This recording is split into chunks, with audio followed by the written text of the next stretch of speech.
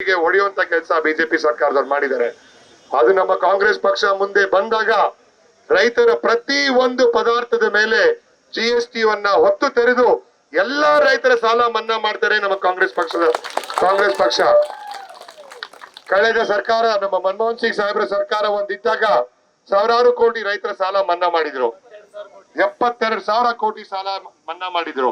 ಆದ್ರೆ ಬಿಜೆಪಿ ಸರ್ಕಾರ ಬರೀ ಉದ್ಯಮಿಗಳ ಒಂದು ರೈತ ಸಾಲ ಮನ್ನಾ ಮಾಡ್ತಾರೆ. ಬರೀ ಉದ್ಯಮಿಗಳಿಗೆ ಅವರ ಸಾಲ ಮನ್ನಾ ಮಾಡಿದಾಗ ರೈತರಿಗೆ ಹೊಟ್ಟೆ ಹೊಡೆದಂಗ ಆಗುತ್ತೆ. ಅದಕ್ಕೆ ಬಿಜೆಪಿ ಸರ್ಕಾರ ರೈತರ ವಿರೋಧ ಇರುವ ಸರ್ಕಾರ.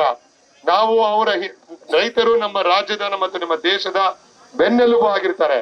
ಇದನ್ನ ನೀವು ದಯವಿಟ್ಟು ಗಮನಿಸಬೇಕಾಗುತ್ತೆ. ಬಿಜೆಪಿ ಅಂದ್ರೆ ಬರೀ ನಮ್ಮಣ್ಣ ಹೇಳ್ತಾ ಇದ್ರಿ, ಬಿಜೆಪಿ ಅಂದ್ರೆ ಬರೀ ಶ್ರೀಮಂತರ ಪಕ್ಷ. ಶ್ರೀಮಂತರಿ ಕೆಲಸ ಮಾಡುತ್ತೆ, ಅಂಬಾನಿ ಅದಾನಿಗಳು ಮಾಡುತ್ತೆ, ಸುಳ್ಳುಗಳು ಹೇಳ್ತಾರೆ. ನಮ್ಮ ಕಾಂಗ್ರೆಸ್ ಪಕ್ಷ ರೈತರ ಸಾಲ ಮನ್ನಾ ಮಾಡಿ ರೈತರಿಗೆ ಒಳ್ಳೇದಾಗುವಂತೆ ಪ್ರತಿ ಒಂದು ಹಾಕಿರೋ GST ರದ್ದುಪಡಿಸ್ತೀವಿ ಅಂತ ನಮ್ಮ ಕಾಂಗ್ರೆಸ್ ಪಕ್ಷದ ಪ್ರಣಾಳಿಕೆಯಲ್ಲಿ ಬರೆದಿದ್ದೀವಿ.